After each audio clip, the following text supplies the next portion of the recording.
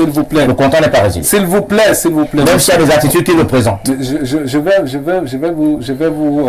Après une mise en demeure de 60. Monsieur, vous n'avez plus On va avancer. S'il vous plaît, c'est moi qui dirige les débats ici. Quand j'ai dit stop, on s'arrête. Voilà, nous sommes à l'église, nous suivons le prêtre. La mise en demeure, c'est ça que le secrétaire on va avancer en parlant du tournoi ou du championnat national de football jeune U17.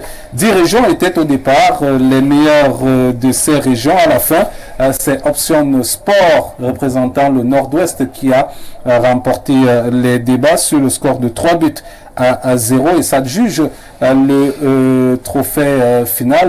Vous le voyez là en image avec ce but inscrit par les jeunes de Option Sport qui viennent à bout de AS Terre Foot qui représentait la région du littoral. On l'a dit sur le score de 3 buts à 0. On va noter au passage l'expulsion d'un joueur de AS Terre de Foot du littoral. Eh bien, c'est le gardien de but qui a été expulsé. On va noter que Option Sport succède à Biwambane, Olympique de Biwambane, vainqueur de la précédente édition.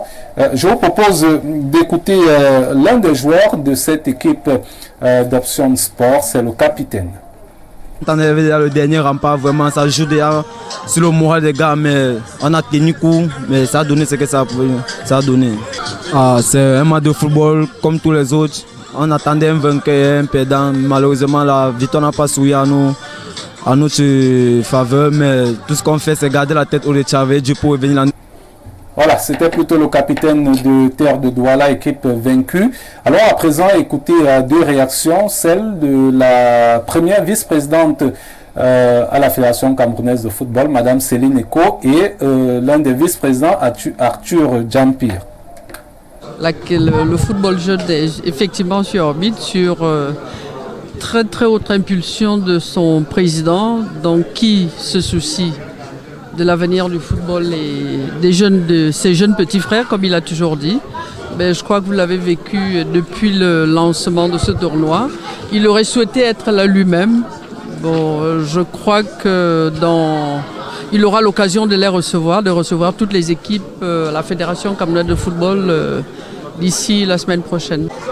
Oui, pleinement satisfait. Et comme je l'ai dit il y a quelques semaines, lorsque nous avons bouclé les U15 avec le championnat panafricain du football scolaire, nous avons dit que le football jeune était au centre du programme du président de la Fédération camerounaise de football.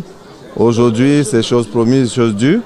Nous voyons que le football jeune est revenu au centre des ambitions de la Fédération camerounaise de football. Et nous sommes là pour améliorer ce secteur du football du Cameroun qui est l'avenir en fait de notre fédération.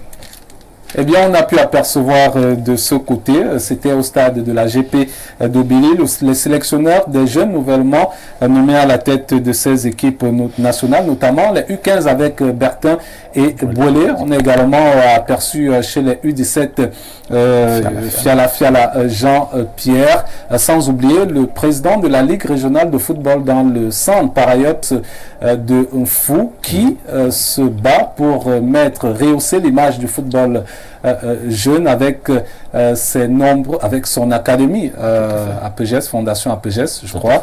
Voilà, écoutons le président Aimé Léonzan. Toujours au Formule 1 parce que moi j'ai compris dès la création de mon centre de formation que sans jeunesse on ne peut rien faire. La jeunesse c'est le fer de lance et tout ce qu'ils ont toujours fait avec les jeunes ont toujours eu raison, ont toujours réussi. Donc partout où il y a football jeune, je suis là. Je profite d'ailleurs pour féliciter le président de la fédération qui a compris que sans football jeune, on ne peut rien faire. Donc le niveau aujourd'hui était satisfaisant et nous félicitons les organisateurs et tous ceux qui ont participé à cette compétition. Oui, vous faites bien de le dire. Hein. Les acteurs du football jeune n'ont pas apprécié ce mini-tournoi, comme vous le dites tantôt.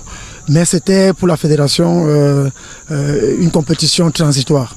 Il fallait achever la saison. Je me dis qu'avec la nouvelle saison qui va commencer certainement juste après la Coupe du Monde, on aura le temps de bien se préparer et de jouer tout au long de l'année scolaire. Oui.